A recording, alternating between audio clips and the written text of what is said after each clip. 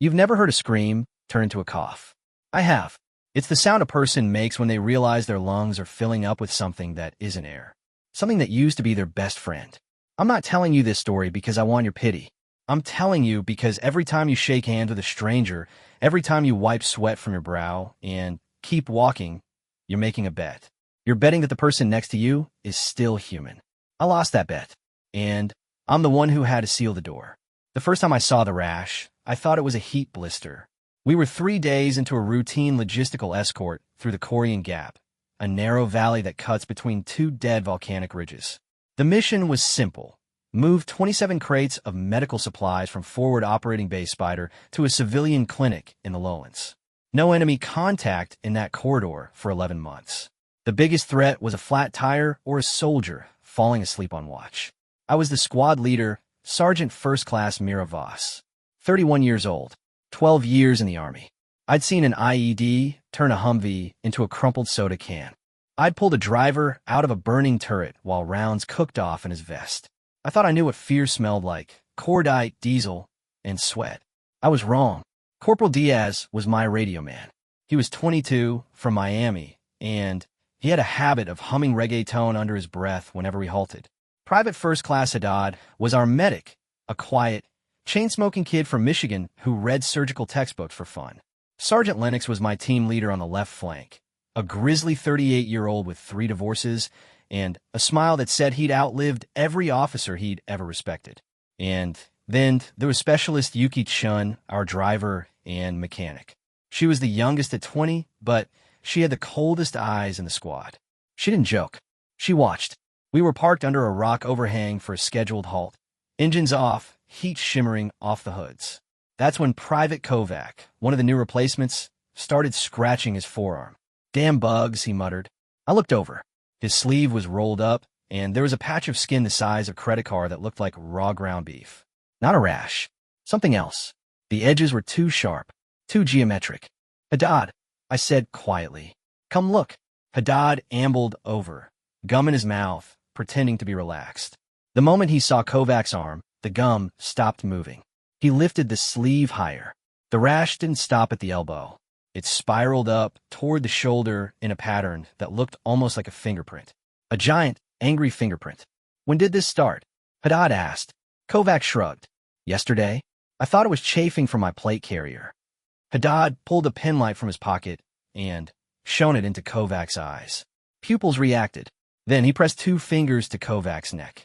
His face didn't change, but his hand trembled just once. "Sarge," Haddad said, low enough that only I could hear. His lymph nodes are the size of grapes. Both sides. I felt the first cold finger of dread touch my spine. "What are you thinking?" "I'm not thinking anything yet. But I don't like it." That was hour 0. I didn't know it then. We finished the halt and rolled out 20 minutes later. Standard protocol. You don't stop for a rash in a combat zone. You stop for blood, for bones, for bullets. Not skin. But by nightfall, 3 more soldiers had the same mark. Private Reese on the .50 cal. Specialist Ortez, our secondary driver. And Sergeant Lennox himself. Lennox showed me his in private behind the lead vehicle. He pulled up his shirt, and I saw the patterns spreading across his ribs like some kind of cartographic map. Red. Raised. Almost beautiful in a terrible way. "Feels like nothing," he said. "Just warm." "You're lying," I said. He grinned. "Okay, maybe a little itch. But it's nothing. Don't be a hero, Lennox. Let Haddad take a sample." Haddad's already freaking out. He asked me if I'd touched any local animals. "And we haven't seen a live animal in 72 hours, Voss. You know that." He was right. No birds. No lizards. No flies buzzing around the latrine. I hadn't noticed it until that moment, but the valley was silent. Dead silent. The kind of silence that isn't peace. It's absence. I ordered a radio check with battalion. Diaz keyed the mic static. He tried again. More static. He climbed onto the hood of the truck with the whip antenna extended. "Nothing. We're in a hole," Diaz said. "Geographic shadow. We need to move 2 clicks east to get line of sight." I looked at the sky. The sun was setting fast, bleeding orange and purple over the ridge. Moving at night through the gap without comms was suicide if there were any unfriendlies watching. But staying put with a spreading rash of unknown origin, that was a different kind of suicide. We halt here, I said. Circle the wagons. No one sleeps alone. No one uses the same canteen. Haddad, you're on symptom watch. Every hour, you check everyone's skin and temperature. What are we looking for? Haddad asked. The thing we haven't seen yet. That night, Yuki-chan found a mucus. She was doing her final walk around on the trucks when she noticed a smear on the driver's side door handle of Vehicle 2. It was translucent, slightly thicker than water, and it stretched like melted cheese when she touched it with a stick. She called me over. I knelt down with a headlamp. The smear was warm, still warm, and it had a smell, not rotten, not chemical. Sweet, like overripe fruit. This wasn't here 2 hours ago, Yuki said. I wiped down all the handles before halt. Who drove this vehicle last? Kovac, during the afternoon movement. I straightened up. My knees popped. I was tired in a way that had nothing to do with sleep. Don't touch anything without gloves, I said. Wake Haddad. Tell him to swab this. Yuki looked at me. In the dim light, her eyes were almost black. Sarge, this isn't a virus. Viruses don't crawl out of truck handles. What do you think it is? She hesitated. That was the first time I'd ever seen Yuki-chan hesitate.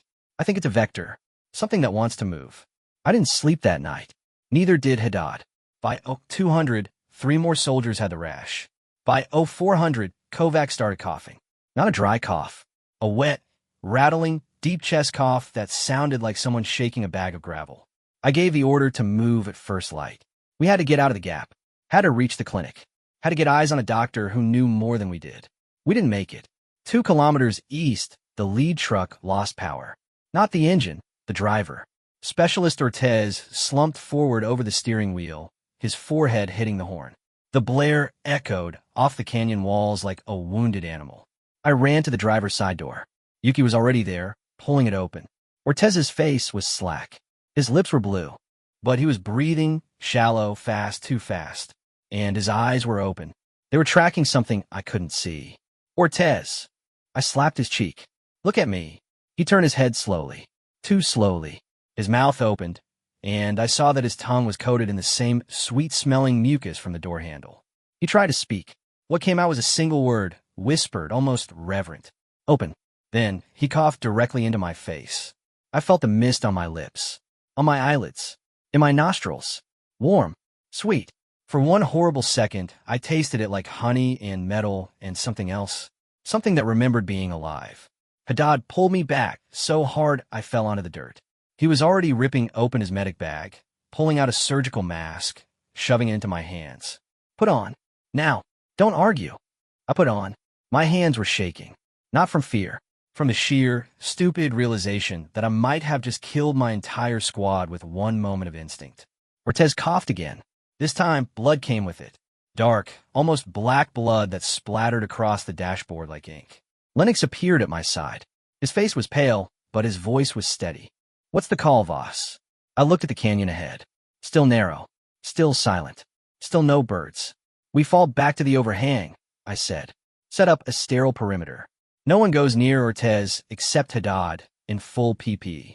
And I mean full. You were exposed, Yuki said quietly. I know.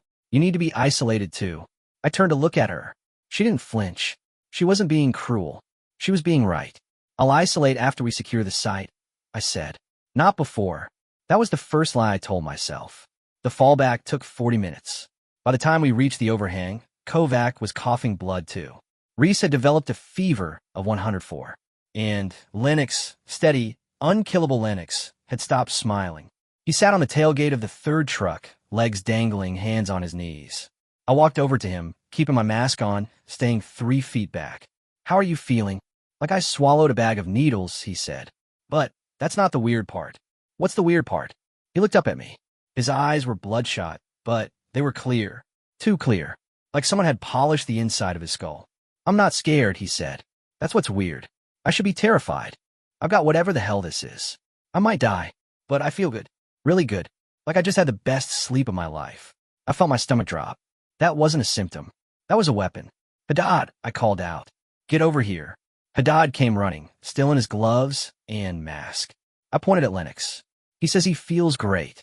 Haddad's eyes widened behind his safety glasses. That's not possible. His fever is 103. You should feel like garbage. I don't, Lennox said cheerfully. I feel like I could run a marathon. Haddad grabbed his wrist to check his pulse. Lennox didn't resist. But when Haddad tried to let go, Lennox's fingers closed around his arm. Not hard, but deliberate.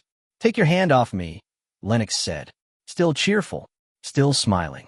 Haddad pulled back. Lennox let go. But we all saw it. The moment. The pause. Haddad, I said quietly. Back away slowly. He did. Lennox watched him go, then turned to me with those two clear eyes. You're overreacting, Sarge. I'm Fina. You're relieved of duty, I said. Effective immediately. His smile didn't waver. But something behind his eyes shifted. A shutter closing. A door locking. That's not your call, he said. It is now. Yuki Diaz secures Sergeant Lennox in the covered bed of Vehicle 3. Soft restraints if he resists. If he doesn't resist, just keep him company. Yuki and Diaz exchanged a glance. Then they walked over to Lennox, hands visible, voices calm. They didn't touch him. They just stood there. Come on, Len, Diaz said. Don't make this weird. Lennox looked at them. At me. At the sky.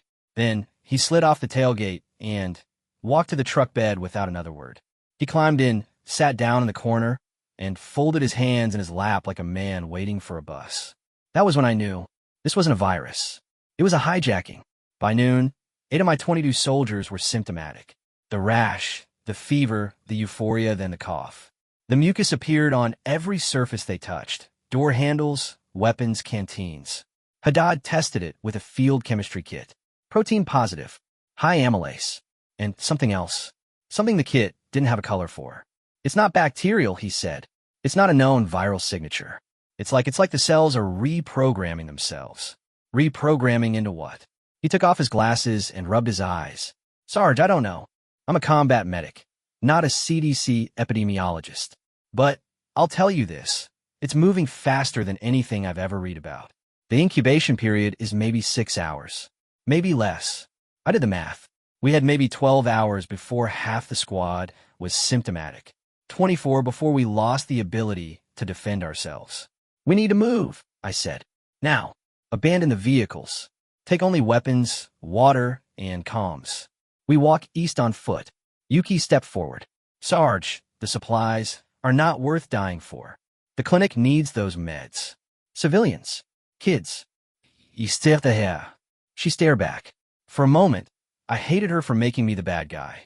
Then, I remembered that's exactly what a leader is supposed to be. Yuki, if we try to bring those trucks, we spread this thing to the clinic. We become the vector. Do you understand? She understood. I saw it break across her face like a wave. She nodded once and walked away to get her gear. Diaz came up to me, head low, voice even lower.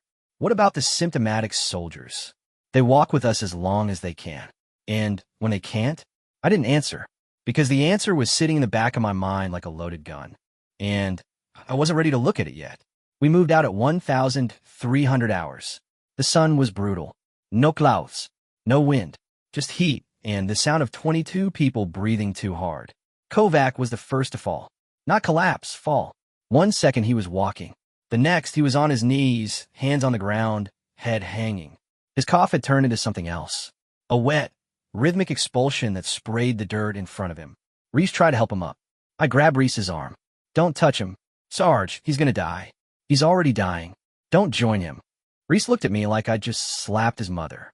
But he stepped back. Kovac looked up at us.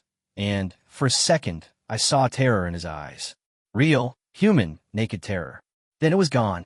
Replaced by that horrible serenity. Go on, Kovac said. I'll catch up. No, you won't, I said. He smiled. That's okay, too. I left him there. I gave the order to keep moving. And I didn't look back. That's the part they don't tell you about leadership. Sometimes the right thing to do feels exactly like the wrong thing. The only difference is the body count. We made it 2 more kilometers before Lennox started yelling from the truck bed. Not words. Just a sound. A low, vibrating hum that rose in pitch until it became a scream. Then stopped. Then started again. Yuki was walking next to the truck. She looked at me. I looked at Haddad. Sedate him, I said. With what? I've got morphine and ketamine. Morphine won't touch whatever this is. Ketamine might stop his body, but not his brain. Do it anyway. Haddad climbed into the truck bed. I heard the snap of a syringe cap. A grunt. Then silence. Lennox's hum didn't stop, but it softened. Became a whisper. Became a song. I didn't recognize the tune, but it had words. Old words. Words in a language I'd never heard but somehow understood. Open. Open. Open. I ordered the squad to double time. We reach a narrow defile just before dusk. A natural bottleneck 50 meters long with rock walls on both sides. Defensible, but also a trap. I set up a 3-point perimeter. Diaz on the high ground to the north. Yuki on the south. Reese and Haddad in the center with the wounded. I took the east approach, where the defile opened into a wider valley. That's when I saw the lights. 3 kilometers away. Moving. Human-shaped. But wrong. The gate was too smooth. Too coordinated. Like a formation of dancers rather than soldiers. I raised my binoculars. The magnification wasn't great, but it was enough. Enough to see that they weren't wearing uniforms. They were wearing hospital gowns. And their eyes were glowing. Not reflecting light. Glowing. A pale, phosphorescent green that pulsed in time with their footsteps. Diaz. I whispered into the radio. Do you see them? A long pause. Then, yeah, I see them. How many? I count 12. No, 16. No, Sarge, they're not stopping. They're coming right at us. I lowered the binoculars. My hand was steady. That surprised me. Wake everyone, I said. Full combat load. And Diaz. Yeah. If anyone tries to walk toward those lights, you put them down. You understand. Another pause. Longer this time. I understand. I didn't sleep for the rest of the night. Neither did the lights. They just kept coming. Slow. Steady. Singing that wordless song. And, somewhere in the dark, I heard Kovac's voice join the chorus. At 0300, Yuki-chan walked to the edge of the perimeter and sat down facing east. I found her there, rifle across her knees, eyes fixed on the approaching glow. You should be resting, I said. So should you. I sat down next to her. Close enough to talk. Far enough to not breathe on her. What are you thinking? I asked. I'm thinking about my mother, she said. She used to tell me that when you can't see the way forward, you look for the person who isn't afraid. And you follow them. That's good advice. Yeah, except she was wrong. The people who aren't afraid are the ones who've already given up. Fear is what keeps you alive. I looked at the lights. They were closer now. 2 kilometers. Maybe less. I'm afraid, I said. Good, Yuki said. So am I. She stood up, brushed the dirt off her pants, and walked back to the perimeter. I watched her go. 20 years old. Cold eyes. And the most honest person in my squad. I made a decision then. A decision I knew would haunt me for the rest of my life. However long that turned out to be. I wasn't going to let those lights reach us. Even if it meant becoming the thing I feared most. The defile turned into a tomb by morning. Not because anyone died overnight, though some of us wished we had. No, the tomb came from the stillness. The lights had stopped advancing at 0400, halting exactly 1 kilometer from our position. They didn't retreat. They just stood there, a line of glowing figures in a dead valley, facing us like a firing squad that had all the time in the world. I counted 18 now, the original 13 plus 5 more. I didn't want to think about where the extra 5 came from. Diaz was the first to report new symptoms in his sector. He came down from the high ground at 0530, moving too fast, his eyes too wide. Sarge, I think I've got it, he said. The rash. On my neck. I stepped back instinctively. He saw me do it. The hurt that flashed across his face was worse than any shrapnel wound I'd ever treated. Let me see, I said. He tilted his head. There it was. The fingerprint pattern. Small. Just starting. But unmistakable. When did you last eat? I asked. Last night. MRE. Chili mac. Shared utensils? No, I used my own. But I touched Lennox's truck handle yesterday. Before we knew. Haddad appeared from behind the truck, still in his PP, still moving like a man running on fumes. He examined Diaz's neck without touching it, then stepped back. Early stage, Haddad said.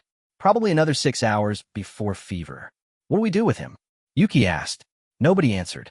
Because the answer was the same as Kovac. The same as Ortez. The same as Lennox. We couldn't carry them. We couldn't cure them.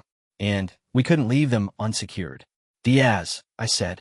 I need you to sit down in the truck bed with Lennox. Just for observation. You're locking me up. I'm protecting you. And the rest of the squad. He stared at me for a long moment. Then he nodded, walked to the truck, and climbed in without help. Lennox was still sedated in the corner, his song reduced to a breathy hum. Diaz sat as far away from him as possible, pulled his knees to his chest, and stared at the floor. That's when Yuki grabbed my arm. Hard. Sarge, look. She pointed east. The lights were moving again. Not toward us. Sideways. Flanking. They're trying to get around the defile, I said. They know we're bottled up. Ow! They're not using radios. They're not even talking. They don't need to. They're sharing something better. I called the squad together. 7 healthy soldiers now. 4 symptomatic but still mobile. And 4, now 5, incapacitated in the truck bed. 22 total. Down to 7 effective fighters. We can't stay here, I said. The defile is a kill box if they hit us from both ends. We need to break contact and move to open ground. Open ground means no cover, Reese said. Open ground means we can see them coming. I'll take that over being trapped. Haddad raised a gloved hand. What about the patients? I looked at the truck, at Lennox and Diaz and the others, at the weapons they'd left behind. We leave them. The silence that followed was absolute. Even the wind stopped. No, Yuki said. No, we don't. Yuki, you heard me. We don't leave our people. That's not who we are. It's who we have to be, I said. If we bring them, they'll spread this to the clinic. To every checkpoint. To every base we pass. We become the outbreak. Do you understand? Her jaw tightened. Her hands curled into fists. But she didn't argue. Because she knew I was right. The worst kind of right. The kind that feels like a knife between the ribs. We leave them with water, I said. With rations. With weapons if they can still use them. And if they follow us. Reese asked. I didn't answer. I didn't have to. We all knew what following us would mean. Following us meant they were no longer patients. They were vectors. And vectors don't get a warning shot. We abandoned the trucks at 0700. The sky was pale and sickly like a bruise that wouldn't heal. I took point. Yuki took rear. Haddad and Reese guarded the middle of the column. We walked in single file, spaced 10 meters apart. No talking. No eye contact. Just boots on dirt and the constant, gnawing awareness that we were leaving part of ourselves behind. After an hour, I heard singing behind us. I didn't turn around. I didn't need to. The voice was Diaz's. The same wordless melody as Lennox. But deeper now. More insistent. Open. Open. Open. Keep moving, I said. Sarge. Yuki called from the rear. They're following. I turned. She was right. The truck bed was empty. The 5 symptomatic soldiers, including Diaz, including Lennox, were walking toward us. Not running. Not stumbling. Walking. In perfect unison. Their eyes that same phosphorescent green. Their mouths moving in that same silent song. How did they get out? Haddad whispered. They're not sedated anymore, Reese said. Metabolism's burning through the drugs too fast. I raised my rifle. Not aiming. Just ready. Halt, I called out. Halt right there. They didn't halt. They kept walking. Slow. Steady. Unhurried. I said halt. Lennox stepped to the front of the group. His face was calm. Peaceful. His uniform was soaked with sweat and mucus, but he moved like a man who'd just woken from a perfect dream. Sergeant Voss, he said. His voice was warm. Friendly. Wrong. You don't have to run. None of this has to hurt. Lennox, I'm ordering you to stop. I'm not Lennox anymore, he said. Not entirely, but part of me still remembers you. Still cares about you. That's why I'm telling you the truth. He took another step. I fired a warning shot into the dirt at his feet. He didn't flinch. The truth, he continued, is that we're not sick. We're better. The fever burns out the weakness. The cough clears the lungs for new air. And the song is just connection. It's what you've always wanted. To never be alone again. That's not connection, Yuki spat. That's possession. Lennox smiled. Possession implies loss. We haven't lost anything. We've gained everything. He took another step. Then another. The others followed. Their green eyes fixed on us. Hungry. Not for flesh. For something worse. For acceptance. We're not shooting, I said. To my squad. To myself. Not yet. Sarge, Haddad said. If they get within arm's reach, I know. I waited until Lennox was 10 meters away. Then I pulled the pin on a smoke grenade and tossed it at his feet. The canister hissed, spewing thick white smoke. I grabbed Yuki's arm and pulled her backward. Run. We ran. Not in formation. Not with discipline. Just ran. Boots sliding on loose gravel. Lungs burning. the singing behind us growing louder, more insistent, more joyful. We ran until the defile opened into a wide, flat basin. No cover, no concealment, just scrub grass and a dry riverbed and the sky going gray with approaching dust. And in the center of the basin, a structure. Small, concrete, a maintenance shed for an old irrigation pump. One door, no windows. There, I gasped. Get inside. We piled in. 7 of us. Shoulder to shoulder in a space meant for 2. The door was steel, heavy, with a rusted bolt. I slammed it shut and threw the bolt home. Outside, the singing stopped. For 5 minutes, there was nothing. Just our breathing and the sound of dust scraping against the concrete walls. Then, the first knock. Not a fist. Something softer. Palm. Flesh. A single, deliberate tap. Then another. Then another. Then 1,000, all at once, a rainstorm of hands on steel. They're not trying to break in, Yuki said. They're trying to ask. Ask what? Reese whispered. To let them in. I pressed my forehead against the door. The steel was warm. Warmer than it should have been. I could feel the vibrations of their palms. The rhythm was hypnotic. Almost comforting. Let us in. Let us in. Let us in. Don't listen to it, Haddad said. Cover your ears if you have to. I didn't cover my ears. I listened. And, in the rhythm, I heard something. A pattern. A sequence. Not random. Not mindless. It was counting. They were counting down. Haddad, I said. How long until the fever hits me? He looked at me. His face was pale under the mask. Why? Because Kovac coughed in my face 30 hours ago. I should have symptoms by now. I don't. Maybe you're immune. Or maybe I'm a carrier. Maybe I've been spreading this the whole time without knowing. The knocking stopped. Absolute silence. Then Lennox's voice, clear as a bell, right outside the door. She knows. I stepped back from the door. My hand found my sidearm.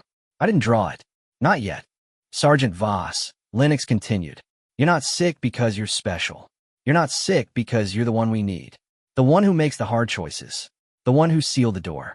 I didn't seal anything, I said. You will. I looked at my squad.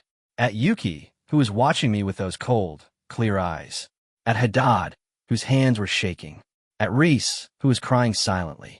At the 3 others, Privates Mbeki, Torres, and Finn, who had followed me into this concrete box and trusted me to get them out. What do you want? I asked Lennox. We want you to open the door, he said. Not for us. For them. Them who? The ones who haven't turned yet. The ones who are still afraid. We can't reach them without you. You're the bridge, Sergeant. The bridge between fear and peace. I laughed. It was an ugly sound. Peace? You've turned my soldiers into puppets. We've freed them from the tyranny of self, Lennox said. No more doubt. No more guilt. No more loneliness. Every choice they make together. Every breath, shared. Every thought, known. It's not slavery. It's community. Yuki stepped forward. You're wrong, she said. You're not a community. You're a cult with a biological weapon. Lennox laughed. It was Lennox's laugh. The same laugh he'd used when he told us about his 3rd divorce. The same laugh he'd used when he survived an IED that should have killed him. Maybe, he said, but we're a cult that's going to live forever. How long do you think you've got, Specialist Chin? 10 years? 20? We got all the time. The knocking resumed. Louder now. More insistent. I made my decision. Everyone against the far wall, I said. Arms up. Fingers in your ears. Sarge, what are you doing? Haddad asked. I'm opening the door. No. Not for them. For us. I pulled the pin on a flashbang grenade. Held it against my chest. Took a breath. When I open this door, I'm going to step out. I'm going to throw this thing in the air. You have 3 seconds to run. East. Toward the riverbed. Don't look back. Don't stop. Don't wait for me. We're not leaving you, Yuki said. Yes, you are. That's an order. I unbolted the door. The weight of the steel was nothing compared to the weight of what I was about to do. On my count. 3, 2, 1. I threw the door open. The faces outside were not monsters. They were my people. Diaz, Lennox, Ortez, Kovac, their eyes glowing, their mouths open, their hands reaching. I tossed the flashbang high into the air. It exploded with a crack of light and sound that turned the world white. I ran to the left, away from my squad, away from the riverbed, away from safety. Here, I screamed. I'm here. They followed me. All of them. Every glowing, I turned in my direction. I ran until my legs gave out. until the dry riverbed was behind me and the rocky high ground was ahead. I ran until the singing was all around me, and there was nowhere left to run. Then I stopped. I turned to face them. You want the bridge? I said, Fine. But you have to earn it. Lennox tilted his head. Ow! I pulled out my sidearm, pressed the muzzle against my own temple. If I'm the bridge, I said, then what happens to the bridge when I pull this trigger? The singing stopped. The glowing eyes flickered. For the first time, I saw something other than serenity on their faces. Uncertainty. You don't know, I said, because you've never faced someone who would rather die than join you. Lennox took a step toward me. You won't do it. Try me. He took another step. I thumbed the safety off. He stopped. Let my squad go, I said. Let them reach the clinic. Let them warn the world. And I'll come with you willingly. Sarge, no. Yuki's voice distant from the riverbed. She hadn't run. Of course she hadn't. Yukiko, that's an order. I don't care about your orders. Lennox smiled. She cares about you. That's beautiful. That's exactly what we need. Let them go. Lennox looked at the other infected. A silent conversation passed between them. Then he nodded.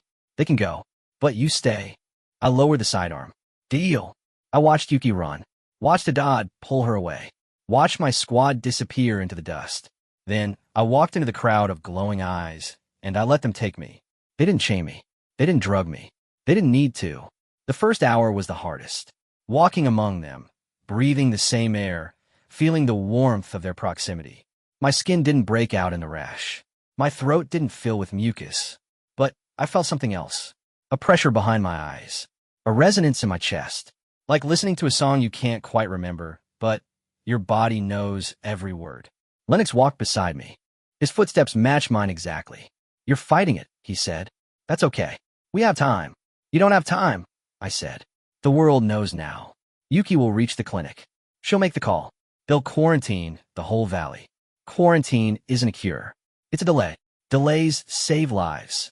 He smiled. Whose lives, Sergeant? Yours? Mine?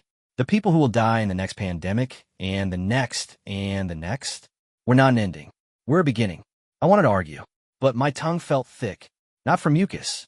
From the pressure. The song was getting louder in my head, even though no one was singing. What are you? I asked. We're what happens when a mind meets a purpose, Lennox said. The virus isn't the enemy. The virus is the messenger.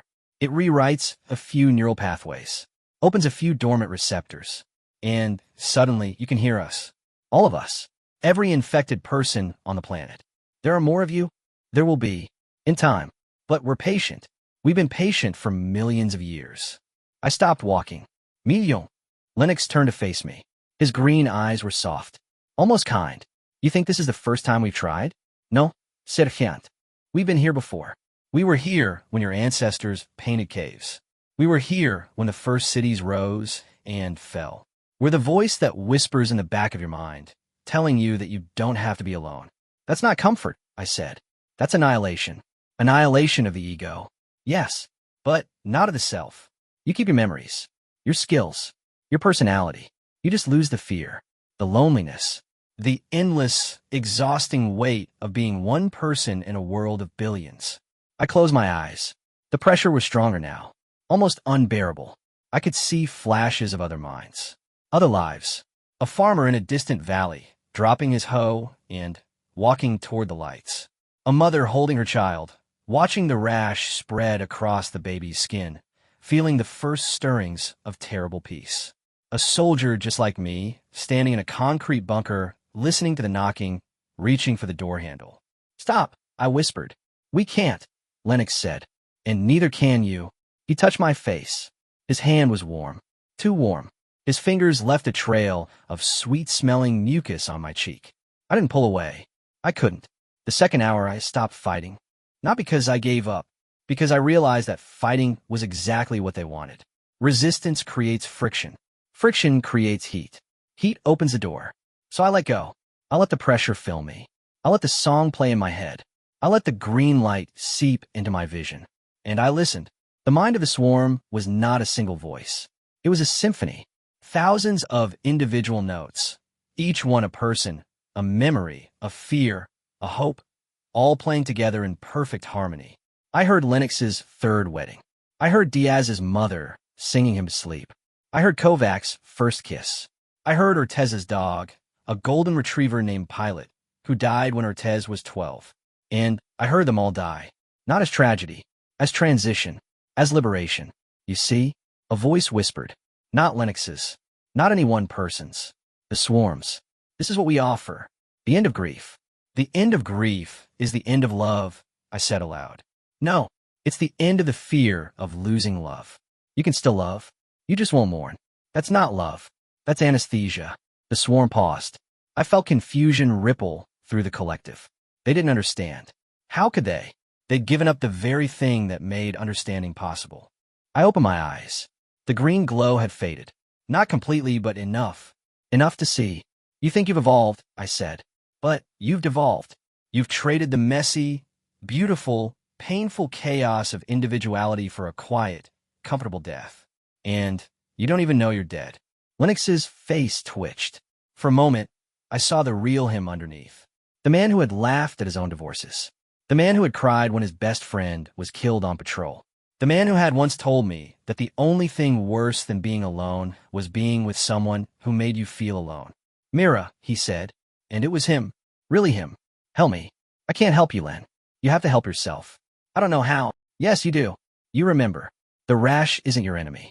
The song isn't your friend. You're still in there. Fight. The swarm recoiled. I felt its anger like a hot wind. But Lennox held on. His eyes flickered between green and brown like a strobe light. I can't, he gasped. It's too strong. Then, be stronger. He grabbed my hand. His grip was crushing. His skin was burning. But his eyes were brown. Kill me, he said. What? You heard me. Kill me. If I die before the swarm fully integrates, the pathway dies with me. They won't be able to use my memories to find the clinic. Yuki will have time. Len, I can't. You sealed Kovac. You sealed Ortez. You walked away from Diaz. But you can't kill me? After everything I've done? After everything I am now? I felt the swarm pressing against my mind, trying to push Lennox back down, trying to silence him. But he was fighting. He was really fighting. Please, Mira, he said. Give me one last order. I reached for my sidearm. It was still in its holster. Still loaded. I pressed it into his hand. I'm not killing you, I said. You're killing you. He looked at the gun. Then at me. Then at the sky. Thank you, he said. He put the barrel under his chin and pulled the trigger. The sound was loud. Not like a movie. Like a slap. Wet and final. Lennox fell. The swarm screamed. Not with voices. With minds. Thousands of minds.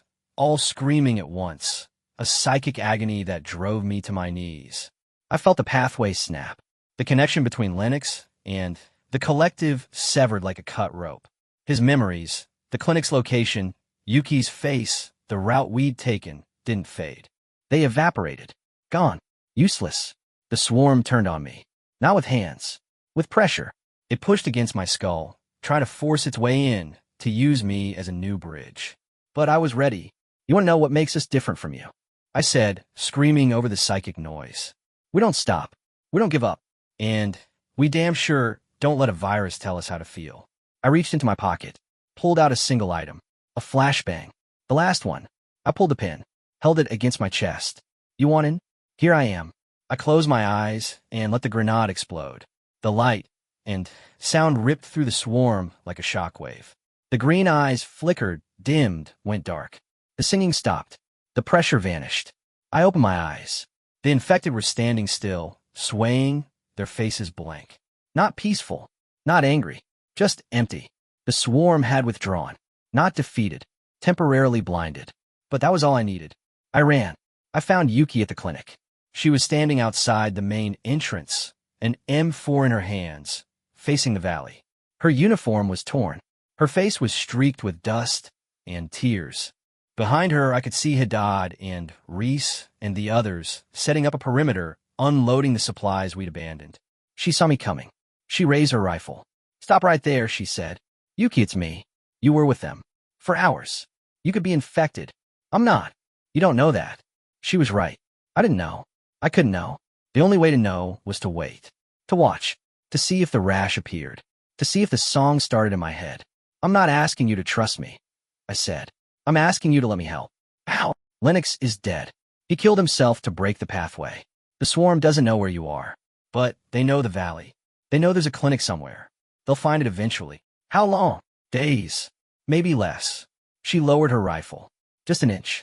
But enough. Get inside, she said. Haddad will check you out. If you're clean, you can stay. If you're not, I know. I walked past her. Into the clinic. Into the light. The next 3 days were the longest of my life.